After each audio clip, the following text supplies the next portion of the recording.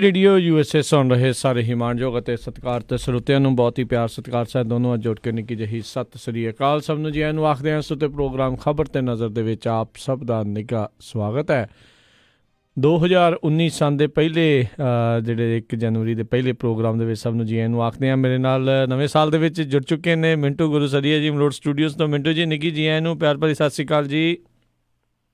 ਸ਼ੁਕਰੀਆ ਜੀ, ਸਾਰਿਆਂ ਨੂੰ ਸਤਿ ਸ਼੍ਰੀ ਅਕਾਲ ਤੇ ਨਵਾਂ ਸਾਲ ਜਿਹੜਾ ਹੈ ਸਭ ਨੂੰ ਮੁਬਾਰਕਬਾਦ ਜੀ। ਤੁਹਾਨੂੰ ਵੀ ਬਹੁਤ ਬਹੁਤ ਮੁਬਾਰਕਾਂ ਜੀ। ਤੇ ਵੈਸੇ ਤਾਂ ਚਲੋ ਜਿਹੜਾ ਧਰਤੀ ਦੇ ਚੱਕਰ ਆ ਉਸੇ ਤਰੀਕੇ ਨਾਲ ਚਲੇ ਜਾਂਦੇ ਨੇ, ਪਰ ਇਹ ਜਿਹੜੇ ਮਾਪਦੰਡ ਬਣੇ ਹੋਏ ਨੇ, ਚਲੋ ਇੱਕ ਬੰਦੇ ਨੂੰ ਪਤਾ ਲੱਗਦਾ ਰਹਿੰਦਾ ਵੀ ਕੀ ਕੁਛ ਖੱਟਿਆ ਪਿਛਲੇ ਸਾਲ 'ਚ ਤੇ ਕੀ ਕੁਛ ਨਵੇਂ ਟੀਚੇ ਜਿਹੜੇ ਆ ਉਹ ਬੰਦਾ ਮਿੱਥ ਕੇ ਅਗਲੇ ਵਰ੍ਹੇ ਦੇ ਵਿੱਚ ਜਿਹੜਾ ਉਹ ਜਾਂਦਾ ਆ।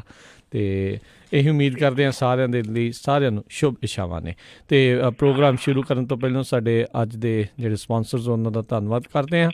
ਖਾਲਸਾ ਇੰਸ਼ੋਰੈਂਸ ਏਜੰਸੀ ਵਾਲੇ, ਜਿਨ੍ਹਾਂ ਦੇ ਕੋਲੋਂ ਤੁਸੀਂ ਹਰ ਇੱਕ ਤਰੀਕੇ ਦੀ ਇੰਸ਼ੋਰੈਂਸ ਕਰਵਾ ਸਕਦੇ ਹੋ। ਪੂਰੇ ਅਮਰੀਕਾ ਭਰ ਦੇ ਵਿੱਚ ਇੰਸ਼ੋਰੈਂਸ ਕਰਦੇ ਨੇ। ਇੰਸ਼ੋਰੈਂਸ ਬਾਰੇ ਪਤਾ ਕਰਨ ਲਈ ਕਾਲ ਕਰੋ ਨੰਬਰ 408-272-2500 ਦੇ ਉੱਤੇ।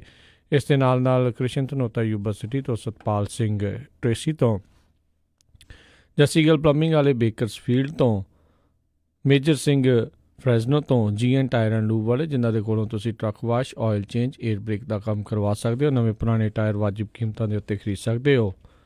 ਇਸ ਦੇ ਬਾਰੇ ਜਾਣਕਾਰੀ ਲਈ ਕਾਲ ਨਿੰਮਾ ਸਹੋਤਾ 209-277-0113 ਦੇ ਉੱਤੇ। ਨਾਲ ਹੀ Chicago pizza with the twist ਵਾਲੇ, ਜਿਨ੍ਹਾਂ ਦੇ ਕੋਲੋਂ ਤੁਸੀਂ ਹਰ ਤਰ੍ਹਾਂ ਦਾ veg, non veg, Indian style pizza ਜਿਹੜਾ ਉਹ ਤੁਸੀਂ ਆਰਡਰ ਕਰ ਸਕਦੇ ਹੋ। ਪੀਜ਼ਾ ਆਰਡਰ ਕਰਨ ਦੇ ਲਈ ਉਹਨਾਂ ਦੀ ਲੋਕੇਸ਼ਨਸ ਦੀ ਜਾਣਕਾਰੀ ਲਈ ਵੈਬਸਾਈਟ ਵਿਜ਼ਿਟ ਕਰੋ chicagopizza.twist.com। 15% ਡਿਸਕਾਊਂਟ ਦੇ ਲਈ ਕੂਪਨ ਕੋਡ 1313 ਦਾ ਇਸਤੇਮਾਲ ਕਰ ਸਕਦੇ ਹੋ। ਨਾਲ ਹੀ West Coast truck driving school Fresno ਵਾਲੇ, ਜਿਹੜੇ ਕਿ ਟਰੱਕ ਦਾ ਲਾਇਸੈਂਸ ਬਹੁਤ ਹੀ ਘੱਟ ਸਮੇਂ ਦੇ ਵਿੱਚ ਲੈ ਕੇ ਦਿੰਦੇ ਹਨ। ਇਸ ਦੇ ਬਾਰੇ ਜਾਣਕਾਰੀ ਲਈ ਤੁਸੀਂ ਇਹਨਾਂ ਨੂੰ ਕਾਲ ਕਰੋ ਅਜੀਤ ਅਟਵਾਲ 559-374-4541 ਦੇ ਉੱਤੇ। ਇਹਨਾਂ ਸਾਰਿਆਂ ਦਾ ਬਹੁਤ ਬਹੁਤ ਧੰਨਵਾਦ। ਜੇਕਰ ਤੁਸੀਂ ਕੋਈ ਹੋਰ ਪ੍ਰੋਗਰਾਮ ਨੂੰ ਤੁਸੀਂ ਸਪੋਂਸਰ ਕਰਨਾ ਚਾਹੁੰਦੇ ਹੋ, ਸੰਪਰਕ ਕਰੋ 408-722-7698 ਦੇ ਉੱਤੇ। ਅਤੇ ਅੱਜ ਦੇ ਪ੍ਰੋਗਰਾਮ ਨੂੰ ਵਿਸ਼ੇਸ਼ ਤੌਰ ਦੇ ਉੱਤੇ ਨਵੇਂ ਸਾਲ ਦੀ ਖੁਸ਼ੀ ਦੇ ਵਿੱਚ ਸਪੋਂਸਰ ਕਰਦੇ ਨੇ ਰੁਪਿੰਦਰ ਕੌਰ ਅਤੇ ਕਿਰਪਾਲ ਸਿੰਘ ਸੰਧੂ ਫਰੈਜ਼ਨੋ ਤੋਂ। ਇਹਨਾਂ ਦਾ ਵੀ ਅਸੀਂ ਬਹੁਤ ਬਹੁਤ ਧੰਨਵਾਦ ਕਰਦੇ ਹਾਂ। ਅਗਲੀ ਜਿਹੜੀ ਆ ਮਿੰਟੂ ਜੀ, ਹੁਣ ਗੱਲਬਾਤ ਦਾ ਸਿਲਸਿਲਾ ਸ਼ੁਰੂ ਕਰਦੇ ਹਾਂ। ਕਹਿੰਦੇ ਸਾਲ ਦੇ ਪਹਿਲੇ ਦਿਨ ਮੋਦੀ ਨੇ ਦਿੱਤੀ ਇੱਕ ਵੱਡੀ ਇੰਟਰਵਿਊ, ਕਿਹਾ ਕਾਨੂੰਨੀ ਪ੍ਰਕਿਰਿਆ ਮੁਕੰਮਲ ਹੋਣ ਪਿੱਛੋਂ ਕਰਾਂਗੇ ਰਾਮ ਮੰਦਰ ਬਾਰੇ ਵਿਚਾਰ।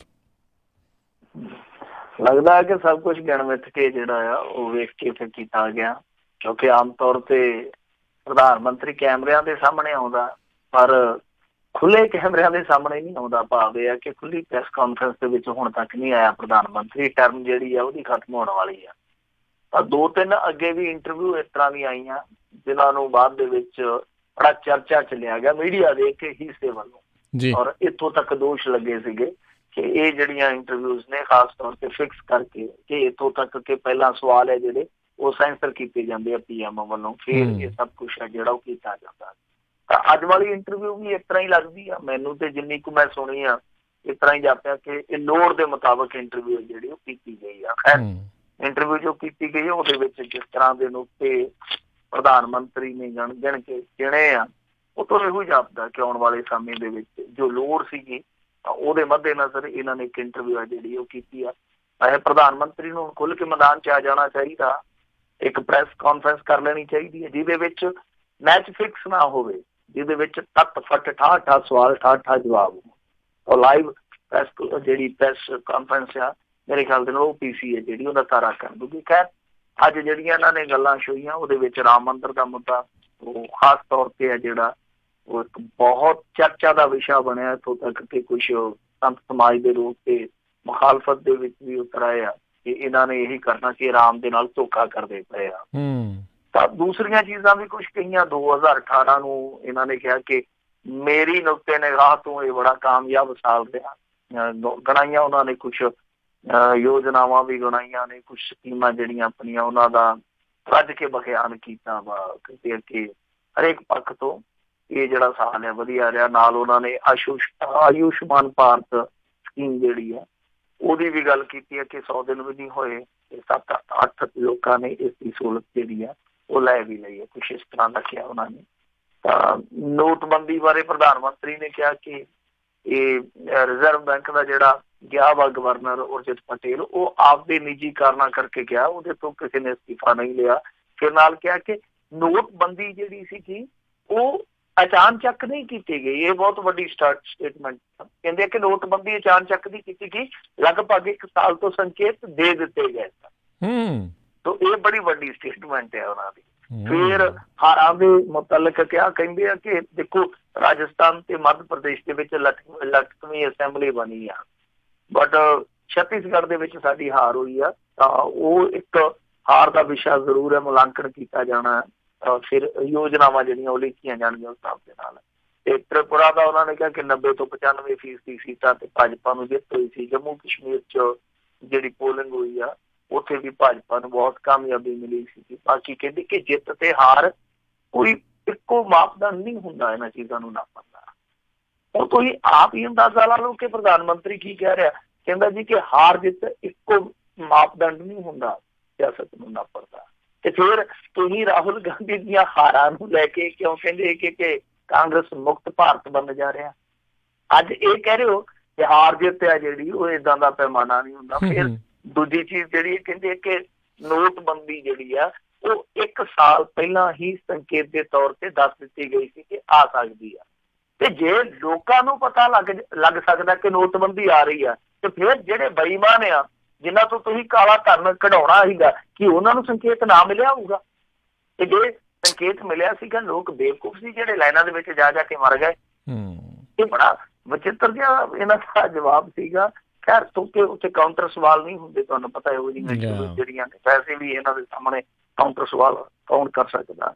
ਪਰ ਦੂਜੀ ਚੀਜ਼ ਜਿਹੜੀ ਇਹਨਾਂ ਨੇ ਇੱਕ ਗੱਲ ਕਹੀ ਆ ਰਾਮ ਮੰਦਿਰ ਦੇ ਮੁੱਦੇ ਦੀ। ਰਾਮ ਮੰਦਿਰ ਦੇ ਮੁੱਦੇ ਤੇ ਮੇਰੇ ਖਿਆਲ ਦੇ ਨਾਲ ਜਿੱਦਾਂ ਆਪਾਂ ਕੱਲ ਵੀ ਗੱਲ ਕੀਤੀ ਸੀਗੀ ਕਿ ਸੁਣਵਾਈ ਆਉਂਦੀ ਪਈ ਆ, 4 ਜਨਵਰੀ ਨੂੰ ਸੁਣਵਾਈ ਉੱਥੇ ਹੋਣੀ ਆ, ਤਾਂ ਉਹਨਾਂ ਚੀਜ਼ਾਂ ਨੂੰ ਵੇਖ ਕੇ ਨਾਪ ਤੋਲ ਕੇ ਇਹ ਬਿਆਨ ਦਿੱਤਾ ਜਾ ਰਿਹਾ ਕਿ ਇੱਕ ਪਾਸੇ ਕਿਹਾ ਜਾ ਰਿਹਾ ਕਿ ਦੇਖੋ ਜੀ ਸੁਪਰੀਮ ਕੋਰਟ ਦੇ ਆਰਡਰ ਦੇ ਵਿਚਾਲੇ ਅਸੀਂ ਜੇ ਕੋਈ ਇਸ ਤਰ੍ਹਾਂ ਦਾ ਕੰਮ ਕਰਦੇ ਹਾਂ, ਆਰਡੀਨੈਂਸ ਲਿਆਉਂਦੇ ਆ, ਤਾਂ ਕੱਚਾ ਕੰਮ ਹੋਊਗਾ। ਹਾਂ, ਫੈਸਲਾ ਆ ਜਾਵੇ ਉਸ ਤੋਂ ਬਾਅਦ ਦੂਸਰੇ ਰਸਤੇ ਜਿਹੜੇ ਖੁੱਲੇ ਆ। ਯਾਨੀ ਸਿੱਧੇ ਤੌਰ ਤੇ ਉਹਨਾਂ ਨੇ ਇਹ ਗੱਲ ਦੇ ਸੰਕੇਤ ਦਿੱਤੇ ਆ ਕਿ ਜੇ ਮੰਨ ਲਓ ਸੁਪਰੀਮ ਕੋਰਟ ਚੋਂ ਫੈਸਲਾ ਉਲਟ ਵੀ ਆ ਜਾਂਦਾ ਤਾਂ ਅਸੀਂ ਰਾਮ ਮੰਦਿਰ ਦੇ ਹੱਕ 'ਚ ਖੜੇ ਆ, ਫਿਰ ਆਰਡੀਨੈਂਸ ਲੈ ਆਵਾਂਗੇ, ਫਿਰ ਕੋਈ ਵੀ ਕਾਨੂੰਨ ਬਣਾਉਣਾ ਪਿਆ ਬਣਾ ਦੇਵਾਂਗੇ। ਇਹ ਹੁਣ ਸਮਝਣ ਵਾਲੀ ਗੱਲ ਆ, ਕਿਉਂਕਿ ਆਰਡੀਨੈਂਸ ਜੇ ਹੁਣ ਲੈ ਕੇ ਆਉਂਦੇ ਆ, ਸੁਪਰੀਮ ਕੋਰਟ ਦੇ ਵਿੱਚ ਸੁਣਵਾਈ ਚੱਲਦੀ ਆ, ਉਹ ਆਰਡੀਨੈਂਸ ਰੱਦ ਹੋ ਜਾਣਾ, ਸਭ ਨੂੰ ਪਤਾ। ਤਾਂ ਉਹਨਾਂ ਨੇ ਇੱਕ ਸੰਕੇਤ ਦਿੱਤਾ ਕਿ ਇੰਤਜ਼ਾਰ ਕਰੋ, ਰਾਮ ਮੰਦਿਰ ਬਣੂਗਾ, ਅਸੀਂ ਬਣਾਵਾਂਗੇ, ਇੱਕ ਵਾਰੀ ਫੈਸਲਾ ਆ ਜਾਵੇ, ਫੈਸਲਾ ਉਲਟ ਵੀ ਆ ਗਿਆ ਘਬਰਾਇਓ ਨਾ, ਅਸੀਂ ਹੈਗੇ ਆ, ਤੁਸੀਂ ਉਦੋਂ ਤੱਕ ਸਾਨੂੰ ਮੌਕਾ ਦੇ ਦਿਓ, ਅਸੀਂ ਜੇ ਪਾਰਲੀਮੈਂਟ 'ਚ ਬੈਠੇ ਹੋਵਾਂਗੇ ਆਪਾਂ ਨਵਾਂ ਕਾਨੂੰਨ ਲਿਆਵਾਂਗੇ ਤੇ ਮੰਦਿਰ ਤੇ ਮਿਸਤਰੀ ਲਾ ਦਿਆਂਗੇ। ਜੀ ਜੀ ਜੀ ਅਗਲੀ ਮਿੰਟੂ ਜੀ ਗੱਲ ਕਰਦੇ ਹਾਂ। ਕਹਿੰਦੇ ਪਾਕਿਸਤਾਨ ਵਿੱਚ ਜੇਲ੍ਹਾਂ ਦੇ ਵਿੱਚ ਰੁਲ ਰਹੇ 537 ਭਾਰਤੀ, ਉਹਨਾਂ ਨੇ ਦਿੱਤੀ ਲਿਸਟ। ਦੇਖੋ ਪਾਕਿਸਤਾਨੀਆਂ ਨੇ ਜਿਹੜੀ ਲਿਸਟ ਦਿੱਤੀ ਆ ਉਹਦੇ ਵਿੱਚ 537 ਭਾਰਤੀ ਨਾਗਰਿਕਾਂ ਦੇ ਹੋਣ ਦੀ ਉੱਥੇ ਉਹਨਾਂ ਨੇ ਗੱਲ ਮੰਨੀ ਆ। ਉਹਦੇ ਵਿੱਚ ਬਹੁਤੇ ਮਛੇਰੇ ਆ, ਤੇ ਤੁਹਾਨੂੰ ਪਤਾ ਜਿਹੜੇ ਮਛੇਰੇ ਹੁੰਦੇ ਆ ਉਹਨਾਂ ਦੀਆਂ ਰਿਹਾਈਆਂ ਜਿਹੜੀਆਂ ਵੈਸੇ ਵੀ ਉਹਨਾਂ ਦਾ ਤਬਾਦਲਾ ਹੁੰਦਾ ਜੇ। ਆਮ ਤੌਰ ਤੇ ਆਪਾਂ ਦੇਖਿਆ ਸ੍ਰੀਲੰਕਾ ਦੇ ਵਿੱਚ ਚਲੇ ਜਾਂਦੇ ਭਾਰਤੀ, ਜਾਂ ਸ੍ਰੀਲੰਕਾ ਵਾਲੇ ਇੱਧਰ ਆ ਜਾਂਦੇ, ਜਾਂ ਪਾਕਿਸਤਾਨ ਵਾਲੇ ਇੱਧਰ ਆ ਜਾਂਦੇ, ਜਾਂ ਇੱਧਰਲੇ ਪਾਕਿਸਤਾਨ 'ਚ ਚਲੇ ਜਾਂਦੇ ਆ, ਤਾਂ ਉਹਨਾਂ ਦਾ ਤਬਾਦਲਾ ਨਿਰੰਤਰ ਹੈ ਜਿਹੜਾ ਹੁੰਦਾ ਰਹਿੰਦਾ। ਉਹ ਇੱਧਰਲੇ ਮਛੇਰਿਆਂ ਨੂੰ ਛੱਡ ਦਿੰਦੇ ਆ, ਇਹ ਉੱਧਰਲੇ ਮਛੇਰਿਆਂ ਨੂੰ ਛੱਡ ਦਿੰਦੇ ਆ। ਤਾਂ ਉਹਨਾਂ ਨੇ ਸੂਚੀ ਜਿਹੜੀ ਸੌਂਪੀ ਆ ਉਹਦੇ ਵਿੱਚ 483 ਮਛੇਰੇ ਆ, ਸ਼ਾਇਦ 54 ਜਿਹੜੇ ਆ ਕੁਛ ਹੋਰ ਕੈਦੀ ਆ, ਜਿੱਦਾਂ ਕੋਈ ਬਾਰਡਰ ਟੱਪ ਜਾਂਦਾ ਜਾਂ ਛੋਟਾ ਮੋਟਾ ਹੋਰ ਜਾ ਕੇ ਕੋਈ ਕਸੂਰ ਕਰਦਾ। ਤਾਂ ਇਸ ਤਰ੍ਹਾਂ ਕੁੱਲ ਮਿਲਾ ਕੇ 537 ਭਾਰਤੀ ਨਾਗਰਿਕਾਂ ਦੀ ਉਹਨਾਂ ਨੇ ਸੂਚੀ ਹੈ ਜਿਹੜੀ ਉਹ ਇਹਨਾਂ ਨੂੰ ਸੌਂਪੀ ਆ। ਉਹ ਦੇਖਦੇ ਆ ਕਿ ਹੁਣ ਅੱਗੇ ਚੱਲ ਕੇ ਕੀ ਵਿਚਾਰ ਵਟਾਂਦਰਾ ਹੁੰਦਾ, ਕੀ ਇਸ ਮਾਮਲੇ ਦੇ ਵਿੱਚ ਅੱਗੇ ਪ੍ਰੋਗਰੈਸ ਹੁੰਦੀ ਆ। ਮੇਰੇ ਖਿਆਲ ਦੇ ਨਾਲ ਜਿੱਦਾਂ ਮਛੇਰੇ ਆ, ਇਹਨਾਂ ਨੂੰ ਤੇ ਇੰਨਾ ਟਾਈਮ ਲੱਗਣਾ ਨਹੀਂ ਚਾਹੀਦਾ, ਨਾਲ ਦੀ ਨਾਲ ਹੀ ਸੌਂਪ ਦੇਣਾ ਚਾਹੀਦਾ, ਨਾਲ ਦੀ ਨਾਲ ਹੀ ਇੱਕ ਦੂਜੇ ਦੇਸ਼ ਦੇ ਹਵਾਲੇ ਕਰ ਦੇਣਾ ਚਾਹੀਦਾ। ਔਰ ਦੂਜੀ ਇੱਕ ਚੀਜ਼ ਹੋਰ ਵੀ ਆ ਕਿ ਜਿੱਦਾਂ ਹੁਣ ਕਈ ਵਾਰ ਭੁਲੇਖੇ ਦੇ ਨਾਲ ਕੋਈ ਬਾਰਡਰ ਟੱਪ ਜਾਂਦਾ, ਜਾਂ ਕੋਈ ਬੰਦਾ ਜਿਹੜਾ ਉਹ ਵੀਜ਼ਾ ਜਦੋਂ ਖਤਮ ਹੋ ਜਾਂਦਾ ਤੇ ਓਵਰਸਟੇ ਜਿਹਨੂੰ ਆਪਾਂ ਕਹਿੰਦੇ ਓਵਰਸਟੇ ਕਰਦਾ ਫੜਿਆ ਜਾਂਦਾ, ਤਾਂ ਉਹਨੂੰ ਇੱਧਰ ਇੰਡੀਆ 'ਚ ਵੀ ਇੱਕ ਲੰਮੀ ਚੌੜੀ ਕੈਦ ਸੁਣਾ ਦਿੱਤੀ ਜਾਂਦੀ, ਉੱਧਰ ਵੀ। ਔਰ ਕਈ ਵਾਰ ਕੈਦ ਉਹ ਕੱਟ ਵੀ ਲੈਂਦਾ, ਫਿਰ ਉਹਨਾਂ ਨੂੰ ਉੱਤੇ ਕੈਦ ਕਟਾ ਦਿੱਤੀ ਜਾਂਦੀ ਹੈ, ਕਿਉਂਕਿ ਦੋਨਾਂ ਮੁਲਕਾਂ ਦੇ ਰਿਸ਼ਤੇ ਆ ਜਿਹੜੇ ਉਹ ਸਾਜ਼ਗਾਰ ਨਹੀਂ ਹੈ। ਤਾਂ ਮੇਰੀ ਗੱਲ ਦੇ ਨਾਲ ਹੁਣ ਇਹ ਚਾਹੀਦਾ ਕਿ ਮੰਨ ਲਓ ਇਹਨਾਂ ਦੇ ਵਿੱਚ ਕੋਈ ਸੰਧੀ ਹੋ ਜਾਂਦੀ ਆ, ਕੋਈ ਇਸ ਤਰ੍ਹਾਂ ਦੀ ਇਹਨਾਂ ਦੀ ਆਪਸੀ ਰਜ਼ਾਮੰਦਗੀ ਹੋ ਜਾਂਦੀ ਆ ਕਿ ਜੇ ਕਿਸੇ ਨੇ ਕੋਈ ਉਧਰ ਇੱਧਰ ਕੋਈ ਗੁਨਾਹ ਕੀਤਾ, ਜਿੰਨੀ ਸਜ਼ਾ ਉਹ ਉਸ ਦੇਸ਼ ਦੀ ਜੇਲ੍ਹ ਦੇ ਵਿੱਚ ਕੱਟ ਲਵੇ ਜਿੱਥੋਂ ਉਹ ਗਿਆ ਵਾ, ਮਤਲਬ ਕਿ ਜਿਹੜਾ ਉਹਦਾ ਦੇਸ਼ ਆ। ਤੇ ਇਹਦੇ ਨਾਲ ਇੱਕ ਬਹੁਤ ਵੱਡੀ ਸੌਖ ਹੋ ਜਾਂਦੀ ਹੈ, ਕਿਉਂਕਿ ਪ੍ਰਦੇਸ਼ ਦੇ ਵਿੱਚ ਜੇਲ੍ਹ ਜਿਹੜੀ ਆ ਉਹ ਬਹੁਤ ਔਖੀ ਆ ਦੂਜੇ ਦੇਸ਼ ਦੇ ਵਿੱਚ, ਚਾਹੇ ਪਾਕਿਸਤਾਨੀ ਲਈ ਚਾਹੇ ਭਾਰਤੀ ਲਈ।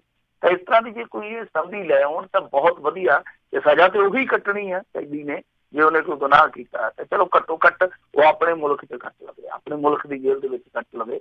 ਇਹ ਇੱਕ ਬਹੁਤ ਵੱਡੀ ਸਹੂਲੀਅਤ ਹੋ ਸਕਦੀ ਹੈ। ਔਰ ਇਹਦੇ ਨਾਲ ਮੇਰੇ ਖਿਆਲ ਦੇ ਨਾਲ ਦੋਨਾਂ ਰਿਸ਼ਤਿਆਂ ਦੇ ਵਿੱਚ ਜਿਹੜੀ ਦੋਵਾਂ ਦੇਸ਼ਾਂ ਦੇ ਰਿਸ਼ਤੇ ਦੇ ਵਿੱਚ ਜਿਹੜੀ ਕੜਕਤਨ ਆ ਉਹ ਵੀ ਥੋੜ੍ਹੀ ਘੱਟ ਸਕਦੀ ਹੈ। ਔਰ ਦੂਜੀ ਚੀਜ਼ ਵੀ ਹੋਰ ਵੀ ਆ ਕਿ ਜੰਗੀ ਕੈਦੀ ਆ ਜਿਹੜੇ ਬੜੇ ਲੰਮੇ ਸਮੇਂ ਤੋਂ ਇੱਕ ਕਹਿ ਲਈਏ ਕਿ ਤਰਾਸਦੀ ਚੱਲਦੀ ਪਈ ਆ, ਤਾਂ ਉਹ ਜੰਗੀ ਕੈਦੀ ਜਿਹੜੇ ਬਚੇ ਖੁਚੇ ਆ ਥੋੜੇ ਬਹੁਤ, ਜਿਨ੍ਹਾਂ ਦੀ ਦੱਸਦੇ ਕਿ ਅਵਸਥਾ ਵੀ ਬਹੁਤ ਜ਼ਿਆਦਾ ਹੁਣ ਤੇ ਡਾਵਾਡੋਲ ਆ, ਜ਼ਿੰਦਗੀ ਦੇ ਆਖਰੀ ਪੜਾਅ ਤੇ ਆ, ਉਹਨਾਂ ਬਾਰੇ ਵੀ ਫੈਸਲਾ ਲੈਣਾ ਚਾਹੀਦਾ ਦੋਨਾਂ ਦੇਸ਼ਾਂ।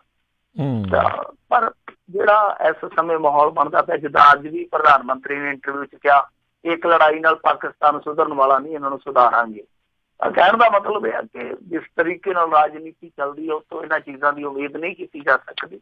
ਪਰ ਫਿਰ ਵੀ ਇਨਸਾਨੀ ਪੱਖ ਤੋਂ ਜੋ ਇਨਸਾਨੀਅਤ ਦੀਆਂ ਕਦਰਾਂ ਕੀਮਤਾਂ ਹੁੰਦੀਆਂ ਨੇ ਉਸ ਲਿਹਾਜ਼ ਨਾਲ ਦੇਖੀਏ ਕਿ ਸਾਰੀਆਂ ਚੀਜ਼ਾਂ ਹੋਣੀਆਂ ਚਾਹੀਦੀਆਂ। ਜੀ ਜੀ। ਅਗਲੀ ਜਿਹੜੀ ਗੱਲ ਕਰਦੇ, ਕਹਿੰਦੇ ਪੰਚਾਇਤੀ ਚੋਣਾਂ ਵਿੱਚ ਗੈਂਗਸਟਰਾਂ ਦੀ ਵਰਤੋਂ, ਮਜੀਠੀਏ ਵੱਲੋਂ ਰਿਕਾਰਡਿੰਗ ਜਾਰੀ। ਮਜੀਠੀਆ ਸਾਹਿਬ ਉਹੀ ਆ ਜਿਨ੍ਹਾਂ ਨੇ ਆਪਣੇ ਭਣੋਈਏ ਨਾਲ ਇੱਕ ਵਾਰੀ ਇੱਕ ਸਟੇਜ ਤੇ ਸਰੋਪਾ ਪਾ ਦਿੱਤਾ ਸੀਗਾ ਗੈਂਗਸਟਰ ਨੂੰ, ਮੁੜ ਕੇ ਉਹੀ ਗੈਂਗਸਟਰ ਜੇਲ੍ਹ ਦੇ ਵਿੱਚ ਫਾਇਰ ਮਾਰ ਕੇ ਦੂਜੀ ਜੇਲ੍ਹ 'ਚ ਗਿਆ ਸੀਗਾ, ਜੇਲ੍ਹ ਦੇ ਵਿੱਚ ਹੀ ਉਹਨੇ ਪਿਸਤੌਲ ਚਲਾ ਦਿੱਤਾ ਸੀਗਾ। ਇਹਨਾਂ ਦੇ ਵੀ ਰਿਕਾਰਡ ਨਿਆਰੇ ਆ, ਸਿਰ ਕੱਢਵੇਂ ਰਿਕਾਰਡ ਇਹਨਾਂ ਨੇ ਵੀ ਪੈਦਾ ਕੀਤੇ ਹੋਏ ਆ। ਖੈਰ ਇਹਨਾਂ ਨੇ ਅੱਜ ਇੱਕ ਪ੍ਰੈਸ ਕਾਨਫਰੰਸ ਕੀਤੀ ਆ, ਕੁਛ ਆਡੀਓ ਰਿਕਾਰਡਿੰਗ ਜਾਰੀ ਕੀਤੀਆਂ ਜਿਹਦੇ ਵਿੱਚ ਮਜੀਠੇ ਹਲਕੇ ਦਾ ਹੀ ਇੱਕ ਕੋਈ ਇਸ ਤਰ੍ਹਾਂ ਦਾ ਗਰੋਹਬਾਜ਼ ਆ ਜਿਹੜਾ ਸ਼ਰੇਆਮ ਲੋਕਾਂ ਨੂੰ ਧਮਕੀਆਂ ਦਿੰਦਾ ਪਿਆ। ਫਿਰ ਨਾਲ ਇੱਕ ਪੁਲਿਸ ਅਧਿਕਾਰੀ ਦੀ ਵੀ ਆਡੀਓ ਇਹਨਾਂ ਨੇ ਜਿਹੜੀ ਆ ਉਹ ਜਾਰੀ ਕੀਤੀ ਹੈ, ਜਿਹਦੇ 'ਚ ਉਹ ਅਕਾਲੀਆਂ ਨੂੰ ਦਬਕਾਉਣ ਡਿਆ ਕਿ ਚੁੱਪ-ਚਾਪ ਹੁਣ ਸਾਰਾ ਕੁਛ ਬਰਦਾਸ਼ਤ ਕਰ ਲਓ ਕਿਉਂਕਿ ਤੁਹਾਡਾ ਰਾਜ ਜਿਹੜਾ ਉਹ ਟੱਪ ਚੁੱਕਾ। ਤੇ ਹੋਰ ਵੀ ਕੁਛ ਚੀਜ਼ਾਂ ਕਹੀਆਂ ਨੇ, ਜਿੱਦਾਂ ਇਹ ਡਾਇਲੋਗ ਕਾਮਨ ਜਿਹਾ ਹੀ ਆ ਕਿ ਲੋਕਤੰਤਰ ਦਾ ਘਾਣ ਹੋ ਗਿਆ, ਬਸ ਉਹ ਬੋਲਣ ਵਾਲੇ ਜਿਹੜੇ ਹੋਠ ਹੈ ਨਾ ਲਵ ਹੈ ਜਿਹੜੇ ਉਹ ਹੀ ਬਦਲੇ ਆ। ਇਹ ਡਾਇਲੋਗ ਪੁਰਾਣਾ, ਡਾਇਲੋਗ ਤੋਂ ਚੇਤਾ ਆ ਗਿਆ ਕਾਦਰ ਖਾਨ ਵੀ ਵਿਚਾਰੇ ਜਿਹੜੇ ਚਲਾਣਾ ਕਰ ਗਏ ਆ, ਬਹੁਤ ਤਕੜੇ ਡਾਇਲੋਗ ਰਾਈਟਰ ਸੀਗੇ ਉਹ। ਖੈਰ ਤਾਂ ਉਹ ਡਾਇਲੋਗ ਲੋਕਤੰਤਰ ਦਾ ਘਾਣ ਅੱਜ ਮਜੀਠੀਏ ਨੇ ਬੋਲਿਆ, ਤਾਂ ਕਦੇ ਉਹ ਇਹਦੀ ਜਗ੍ਹਾ ਤੇ ਸੁਨੀਲ ਜਾਖੜ ਬੋਲਿਆ ਕਰਦਾ ਸੀਗਾ ਜਾਂ ਕੋਈ ਹੋਰ ਕਾਂਗਰਸੀ ਬੋਲਿਆ ਕਰਦਾ ਸੀਗਾ। ਤਾਂ ਇਹਨਾਂ ਨੇ ਅੰਕੜੇ ਵੀ ਦਿੱਤੇ ਕਿ 28,000 ਤੋਂ ਵੱਧ ਨਾਮਜ਼ਦਗੀਆਂ ਦੇ ਪਰਚੇ ਜਿਹੜੇ ਉਹ ਰੱਦ ਹੋ ਗਏ ਆ। ਇਹ ਸ਼ਰੇਆਮ ਪੰਚਾਇਤੀ ਰਾਜ ਦੀਆਂ ਧੱਜੀਆਂ ਉਡਾਈਆਂ ਗਈਆਂ। ਨਾਲ ਹੀ ਕਿਹਾ ਕਿ ਸਰਬਸੰਮਤੀ ਨਹੀਂ ਹੋਈ, ਇਸ ਵਾਰੀ ਜ਼ਬਰਸੰਮਤੀ ਹੋਈ ਆ। ਫਿਰ ਉਹਨਾਂ ਨੇ ਇੱਥੋਂ ਤੱਕ ਕਿਹਾ ਕਿ ਸੁਨੀਲ ਜਾਖੜ ਉਹਦੇ ਵਿੱਚ 70% ਨਾਮਜ਼ਦਗੀਆਂ ਜਿਹੜੀਆਂ ਉਹ ਰੱਦ ਹੋਈਆਂ। ਇਹ ਇੱਕ ਬਹੁਤ ਵੱਡਾ ਰਿਕਾਰਡ ਆ। ਫਿਰ ਨਾਲ ਕਿਹਾ ਗਿਆ ਕਿ ਪਟਿਆਲੇ ਦੇ ਵਿੱਚ ਸਭ ਤੋਂ ਜ਼ਿਆਦਾ ਘਟਨਾਵਾਂ ਵਾਪਰੀਆਂ। ਨਾਲ ਜਾਲੀ ਵੋਟਾਂ ਦਾ ਵੀ ਮੁੱਦਾ ਉੱਠਿਆ ਹੈ। ਬਿਲਕੁਲ ਗੱਲਾਂ ਸਹੀ ਕਰਦੇ ਆ। ਜਾਲੀ ਵੋਟਾਂ ਦਾ ਤਾਂ ਦੇਖ ਲਓ ਕਿ ਕਿਸ ਤਰੀਕੇ ਨਾਲ ਭੁਗਤਾਨ ਹੋਇਆ। ਖੁਦ ਖਜ਼ਾਨਾ ਮੰਤਰੀ ਆ ਜਿਹੜੇ, ਉਹਨਾਂ ਤੋਂ ਨਾ ਖਜ਼ਾਨਾ ਸਾਂਭ ਰਿਹਾ ਨਾ ਆਪਦੀ ਵੋਟ ਸਾਂਭ ਰਹੀ ਆ, ਉਹਨਾਂ ਦੀ ਵੋਟ ਕੋਈ ਹੋਰ ਪਾ ਗਿਆ। ਇੱਥੇ ਇੱਕ ਪਰਿਵਾਰ ਆ, ਉਹਨਾਂ ਨੇ ਮੈਨੂੰ ਮੈਸੇਜ ਕੀਤਾ, ਮੈਂ ਕਿਉਂਕਿ ਸਟੇਟਸ ਜਿਹਾ ਪਾਇਆ ਸੀਗਾ ਇਸ ਮੁੱਦੇ ਤੇ, ਉਹ ਕਹਿੰਦੇ ਕਿ ਸਾਡੇ ਸਾਰੇ ਟੱਬਰ ਦੀਆਂ ਹੀ ਵੋਟਾਂ ਪਾ ਗਏ। ਦੱਸੋ, ਸਾਰੇ ਟੱਬਰ ਦੀਆਂ ਹੀ ਕੋਈ ਵੋਟਾਂ ਪਾ ਗਿਆ। ਇਹ ਇੱਕ ਹੈ ਵਿਵਾਦ। ਔਰ ਦੂਜੀ ਇਹ ਵੀ ਗੱਲ ਬਿਲਕੁਲ ਸਹੀ ਆ ਕਿ ਗੈਂਗਸਟਰ ਐਤਕੀ ਖੁੱਲੇ ਰੂਪ ਦੇ ਵਿੱਚ ਇਹਨਾਂ ਚੋਣਾਂ ਦੇ ਵਿੱਚ ਵੇਖੇ ਗਏ ਆ। ਮਜੀਠਾ ਹਲਕੇ ਤੋਂ ਇਹ ਖਬਰ ਆਈ ਸੀ ਕਿ ਉੱਥੇ ਤੇ ਇੱਕ ਗੋਲੀ ਵੀ ਮਾਰ ਦਿੱਤੀ ਗਈ ਸੀ ਗੈਂਗਸਟਰ ਵੱਲੋਂ, ਕਿਉਂਕਿ ਉਹਦੀ ਮਾਤਾ ਉੱਥੇ ਖੜੀ ਸੀਗੀ। ਇਸੇ ਤਰ੍ਹਾਂ ਹੋਰ ਵੀ 2-3 ਥਾਵਾਂ ਤੇ ਇਹਨਾਂ ਦੇ ਰਿਸ਼ਤੇਦਾਰ ਖੜੇ ਸੀ, ਇਹੋ ਜਿਹੇ ਮੁੰਡੇ ਜਿਹੜੇ ਕਿ ਭਗੌੜੇ ਆ। ਤਾਂ ਇਹ ਵੀ ਸੱਚ ਆ। ਪਰ ਗੱਲ ਇਹ ਆ ਕਿ ਇਹ ਹਰੇਕ ਰਾਜ ਦੇ ਵਿੱਚ ਚੱਲਦਾ। ਅਕਾਲੀਆਂ ਦੇ ਰਾਜ ਦੇ ਵਿੱਚ ਇੱਕ ਵਾਰੀ ਇਹ ਹੋਇਆ ਕਿ ਇੱਕ ਗਰੋਹਬਾਜ਼ ਅੰਦਰ ਸੀਗਾ ਤੇ ਉਹਨੇ ਆਪਣੇ ਉੱਥੋਂ ਫੋਨ ਤੋਂ ਸੈੱਲ ਫੋਨ ਤੇ ਉੱਥੋਂ ਇੱਕ ਅਪੀਲ ਜਾਰੀ ਕਰ ਦਿੱਤੀ ਸੀ। ਅਪੀਲ ਕਾਹਦੀ, ਇੱਕ ਧਮਕੀ ਸੀਗੀ, ਫਲਾਣੇ ਵਾਰਡ ਦੇ ਵਿੱਚੋਂ ਮੇਰੇ ਘਰ ਦੇ ਖੜਨ ਲੱਗੇ ਆ ਤੇ ਜਿਹਨੇ ਦੇਖ ਲਓ ਖਲੋਣਾ ਮੁੜ ਕੇ ਮੈਂ ਖੜਨ ਜੋਗਾ ਛੱਡਣਾ ਹੀ ਨਹੀਂਗਾ। ਇਹਨਾਂ ਦੇ ਰਾਜ ਦੇ ਵਿੱਚ ਵੀ ਸਭ ਕੁਝ ਚੱਲਦਾ ਰਿਹਾ। ਇਹਨੂੰ ਵਿਵਸਥਾ ਨੂੰ ਬਦਲਣ ਦੀ ਜ਼ਰੂਰਤ ਆ। ਉਮੀਦ ਕਰਦੇ ਹਾਂ, ਹੋਪ ਸਭ ਤੋਂ ਵੱਡੀ ਤੋਪ ਆ ਕਿ ਜੇ ਹੁਣ ਮੰਨ ਲਓ ਅਕਾਲੀ ਆਉਂਦੇ ਆ ਤੇ ਚਲੋ ਉਹ ਬਦਲ ਦੇਣ ਫਿਰ। ਪਰ ਰੌਲਾ ਇਹ ਆ ਕਿ ਵਿਰੋਧੀ ਧਿਰ ਦੇ ਵਿੱਚ ਜਦੋਂ ਹੁੰਦੇ ਆ ਉਦੋਂ ਇਸ ਤਰ੍ਹਾਂ ਦਾ ਰੌਲਾ ਪਾਉਂਦੇ ਆ, ਜਦੋਂ ਸੱਤਾਧਾਰੀ ਇਹ ਹੋ ਜਾਂਦੇ ਆ ਉਦੋਂ ਫਿਰ ਸਾਰੇ ਹੀ ਇਹ ਜਿਹੜੇ ਆ ਉਹ ਅਟਕਲ ਪਚੂ ਆਪਣਾ ਲਾਉਂਦੇ ਆ। ਵਿਵਸਥਾ ਬਹੁਤ ਹਿੱਲੀ ਪਈ ਹੈ। ਇਸ ਤਰ੍ਹਾਂ ਦੀਆਂ ਚੋਣਾਂ ਜਿਹੜੀਆਂ ਉਹ ਲੋਕਾਂ ਦਾ ਮੋਹ ਭੰਗ ਕਰੀ ਬੈਠੀਆਂ। ਲੋਕਤੰਤਰ ਤੋਂ ਜੇ ਬਚਿਆ ਖੁਚਿਆ ਭਰੋਸਾ ਬਚਾਉਣਾ ਤਾਂ ਫਿਰ ਕਿਸੇ ਇੱਕ ਧਿਰ ਨੂੰ ਆ ਕੇ ਇਹ ਵਿਵਸਥਾ ਤੋੜਨੀ ਪਊਗੀ। ਜੀ ਬਿਲਕੁਲ, ਇੱਕ ਦੂਜੇ ਦੇ ਉੱਤੇ ਦੋਸ਼ ਲਾ ਕੇ ਤਾਂ ਇਹ ਗੱਲ ਸਰਨੀ ਨਹੀਂ। ਅਗਲੀ ਜਿਹੜੀ ਗੱਲ ਕਰਦੇ ਆ, ਨਸ਼ਾ ਪੀੜਤ ਮੁਲਜ਼ਮ ਦੀ ਪਤਨੀ ਨਾਲ ASI ਕਰਦਾ ਰਿਹਾ ਬਲਾਤਕਾਰ। ਇਹਨੂੰ CBI ਨੇ ਗ੍ਰਿਫਤਾਰ ਕਰ ਲਿਆ। ਦੇਖੋ ਇਹ ਪੁਲਿਸ ਜਿਹੜੀ ਆ ਉਹ ਕਿਸ ਤਰ੍ਹਾਂ ਸਰਵਿਸ ਦਿੰਦੀ ਹੈ ਲੋਕਾਂ ਨੂੰ, ਹੈ ਤੇ ਸਰਵਿਸ ਪ੍ਰੋਵਾਈਡਰ ਆ, ਜਨਤਾ ਦੀ ਸਰਵਿਸ ਪ੍ਰੋਵਾਈਡਰ ਆ ਪੁਲਿਸ ਜੀ। ਤਾਂ ਸਰਵਿਸ ਕਿੱਦਾਂ ਦੀ ਦਿੰਦੀ ਆ ਇਹਦੀ ਇੱਕ ਮਿਸਾਲ ਆ ਇਹ ਕੇਸ। ਅਸਲ ਦੇ ਵਿੱਚ ਕੀ ਆ ਕਿ ਜਲੰਧਰ ਦੇ ਵਿੱਚ ਕੋਈ ਬੰਦਾ ਜਿਹੜਾ ਕੁਛ ਨਸ਼ੀਲੇ ਪਦਾਰਥਾਂ ਦੇ ਨਾਲ ਫੜਿਆ ਗਿਆ ਸੀਗਾ। ਬਾਅਦ ਦੇ ਵਿੱਚ ਉਹਦੀ ਬੀਵੀ ਨੇ ਥਾਣੇਦਾਰ ਦੇ ਨਾਲ ਇੱਕ ਸੌਦੇਬਾਜ਼ੀ ਕੀਤੀ। ਉਹਨੇ ਆਖਿਆ ਮੈਂ 1.5 ਲੱਖ ਲਊਂਗਾ, 50,000 ਚ ਸੌਦਾ ਵੀ ਮੁੱਕ ਗਿਆ। ਉਸ ਤੋਂ ਬਾਅਦ ਉਹ ਥਾਣੇਦਾਰ ਉਹਨਾਂ ਦੇ ਘਰੇ ਜਾਣ ਲੱਗ ਪਿਆ, ਉਸ ਬੀਬੀ ਦੇ ਨਾਲ ਰੇਪ ਕੀਤਾ। ਜਦ ਉਹਨੇ ਇਹ ਗੱਲ ਉਹਨਾਂ ਦੇ ਵੱਡੇ ਅਫਸਰਾਂ ਨੂੰ ਕਹੀ ਤਾਂ ਉਹਨਾਂ ਨੇ ਇੱਕ ਇਨਕੁਆਇਰੀ ਮਾਰਕ ਕਰ ਦਿੱਤੀ। DSP ਨੇ ਕਹਿ ਦਿੱਤਾ ਕਿ ਨਹੀਂ ਜੀ ਇਹ ਜਾਂਚ ਪੜਤਾਲ ਨੂੰ ਜਾਂ ਕੇਸ ਨੂੰ ਪ੍ਰਭਾਵਿਤ ਕਰਨ ਦੀ ਕੋਸ਼ਿਸ਼ ਆ। ਫਿਰ SSP ਨੇ ਵੀ ਇਹੋ ਲਿਖ ਦਿੱਤਾ। ਮਤਲਬ ਕਿ ਇਹਦੀ ਗੱਲ ਹੀ ਨਹੀਂ ਸੁਣੀ। ਤੇ ਕੋਰਟ ਨੇ ਨੋਟਿਸ ਲਿਆ, ਹਾਈ ਕੋਰਟ ਦੇ ਹੁਕਮਾਂ ਤੇ CBI ਨੂੰ ਇਨਵੈਸਟੀਗੇਸ਼ਨ ਮਾਰਕ ਕੀਤੀ ਗਈ। CBI ਨੇ ਫਿਰ ਸਾਰੀਆਂ ਕੁੰਡੀਆਂ ਜਿਹੜੀਆਂ ਖੋਲ ਦਿੱਤੀਆਂ। ਤਾਂ ਉਹਨਾਂ ਨੇ ਕਿਹਾ ਕਿ ਅਸਲ ਦੇ ਵਿੱਚ ਇਹ ਸਭ ਕੁਛ ਹੈ ਜਿਹੜਾ ਉਹ ਇਲਜ਼ਾਮ ਨਹੀਂ ਹੈ, ਇਹ ਹਕੀਕਤ ਆ। ਕਿਉਂਕਿ ਸੌਦਾ ਹੋਇਆ ਸੀਗਾ, ਇਸ ਬੀਬੀ ਨੇ ਥਾਣੇ ਦੇ ਵਿੱਚ ਜਾ ਕੇ ਰੌਲਾ ਵੀ ਪਾਇਆ ਕਿ ਤੁਸੀਂ ਮੈਥੋਂ 50,000 ਰੁਪਇਆ ਵੀ ਲੈ ਲਿਆ, ਮੇਰੀ ਇੱਜ਼ਤ ਵੀ ਤਾਰ-ਤਾਰ ਕਰ ਦਿੱਤੀ, ਪਰ ਬਾਵਜੂਦ ਤੁਸੀਂ ਇਸ ਤੇ ਮੇਰਾ ਪਤੀ ਨਹੀਂ ਛੱਡ ਰਹੇ। ਇਹ ਜਾ ਕੇ ਇਹਨੇ ਰੌਲਾ ਵੀ ਪਾਇਆ ਥਾਣੇ ਦੇ ਵਿੱਚ, ਪਰ ਕਿਸੇ ਨੇ ਇਹਦੀ ਗੱਲ ਨਹੀਂ ਸੁਣੀ।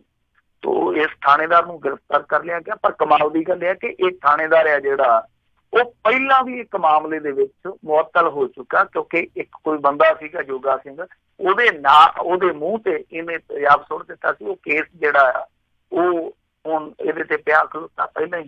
ਇਹਨੂੰ ਗ੍ਰਿਫਤਾਰ ਕਰ ਲਿਆ ਗਿਆ। ਜਿਹੜਾ ਬੰਦਾ ਇੱਕ ਇਨਸਾਨ ਦੇ ਮੂੰਹ ਦੇ ਉੱਤੇ ਤੇਜ਼ਾਬ ਲੱਗ ਸਕਦਾ ਉਹ ਕਿਸੇ ਦੀ ਇੱਜ਼ਤ ਦੀ ਕਿੰਨੀ ਕੁ ਪ੍ਰਵਾਹ ਕਰਦਾ ਹੋਊਗਾ, ਤੁਸੀਂ ਆਪ ਹੀ ਅੰਦਾਜ਼ਾ ਲਾ ਲਓ। ਸੋ ਇਸ ਥਾਣੇਦਾਰ ਨੂੰ CBI ਨੇ ਗ੍ਰਿਫਤਾਰ ਕਰ ਲਿਆ। ਪਰ ਸਭ ਤੋਂ ਵੱਡਾ ਸਵਾਲ ਫਿਰ ਉਹੀ ਕਿ ਇਹ ਪਬਲਿਕ ਦੇ ਸਰਵੈਂਟ ਨੇ। ਪਬਲਿਕ ਜਦੋਂ ਇਹਨਾਂ ਦੇ ਕੋਲ ਆਪਣੀ ਦੁੱਖ ਤਕਲੀਫ ਲੈ ਕੇ ਜਾਂਦੀ ਹੈ ਤਾਂ ਕਿਸ ਤਰ੍ਹਾਂ ਨਾ ਸਿਰਫ ਉਹਨਾਂ ਦੀ ਪੂੰਜੀ ਲੁੱਟਦੇ ਆ ਬਲਕਿ ਇੱਜ਼ਤ ਤੇ ਵੀ ਹੱਥ ਪਾ ਲੈਂਦੇ।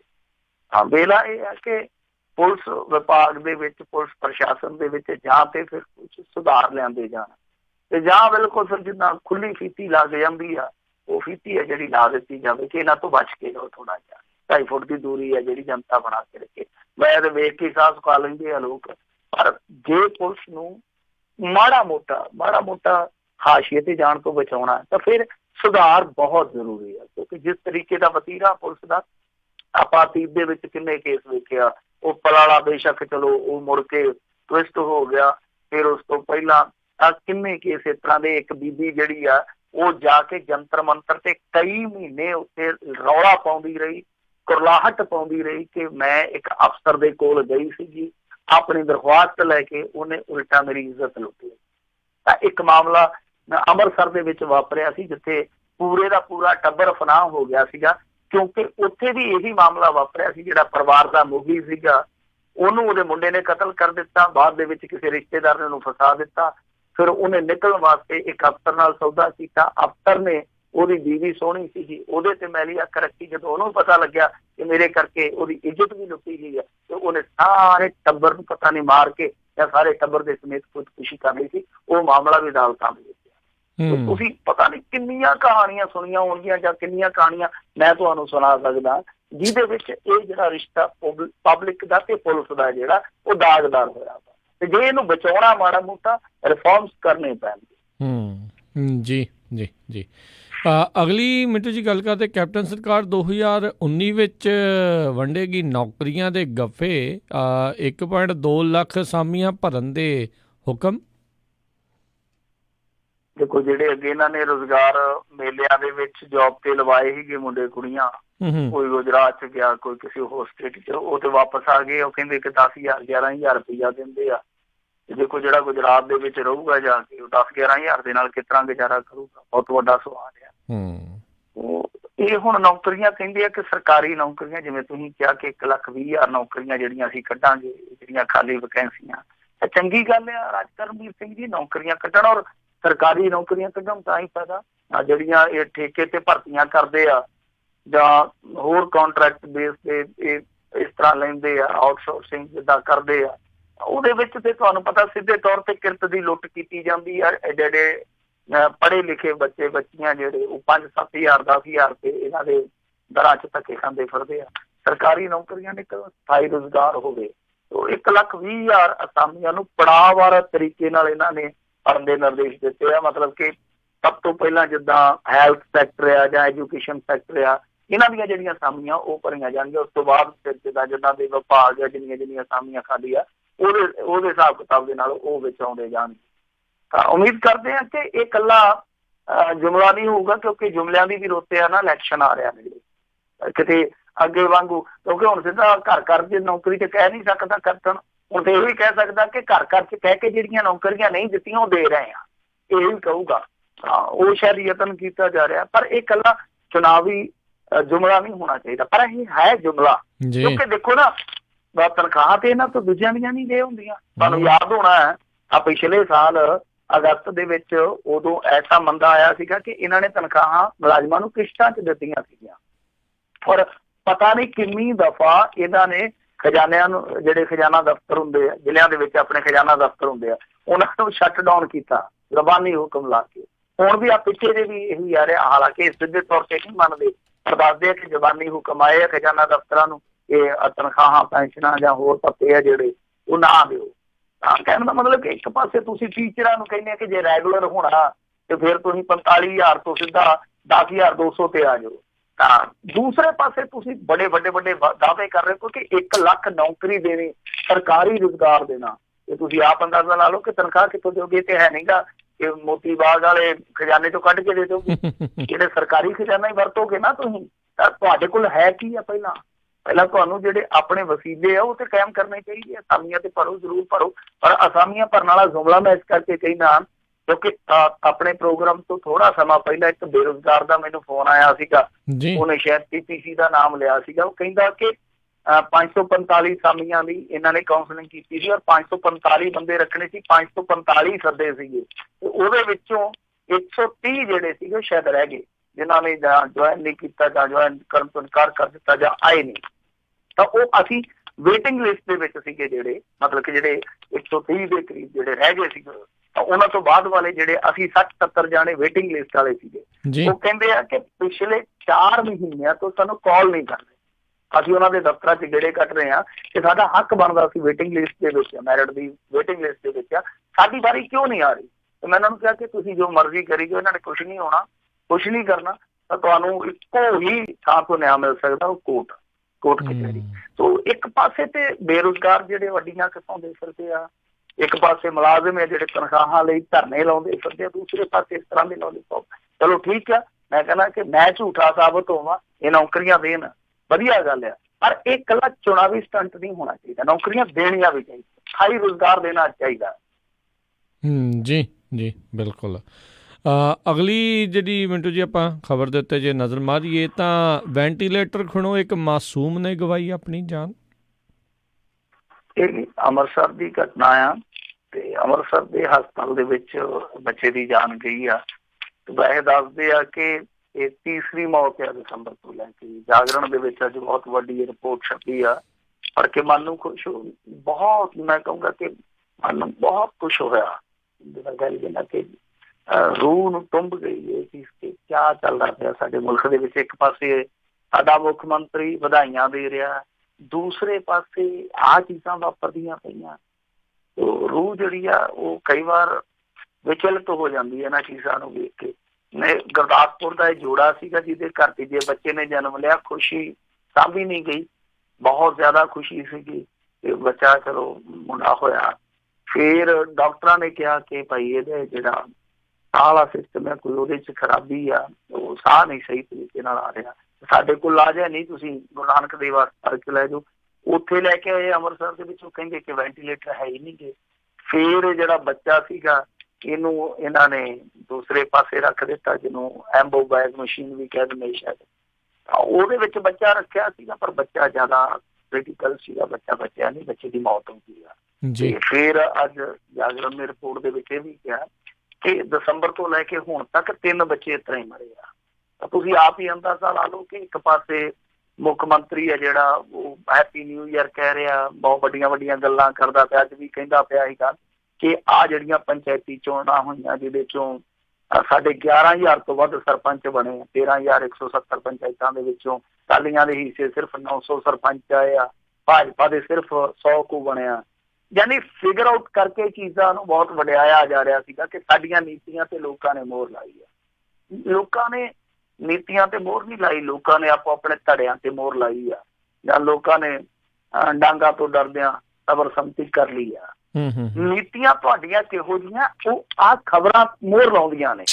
ਨੀਤੀਆਂ ਤੁਹਾਡੀਆਂ ਕਿਸ ਤਰ੍ਹਾਂ ਦੀਆਂ ਨੇ, ਉਹ ਕਿਸ ਤਰ੍ਹਾਂ ਦੇ ਸਿੱਟੇ ਦੇ ਰਹੀਆਂ ਨੇ, ਉਹ ਆਹ ਚੀਜ਼ਾਂ ਦੱਸਦੀਆਂ।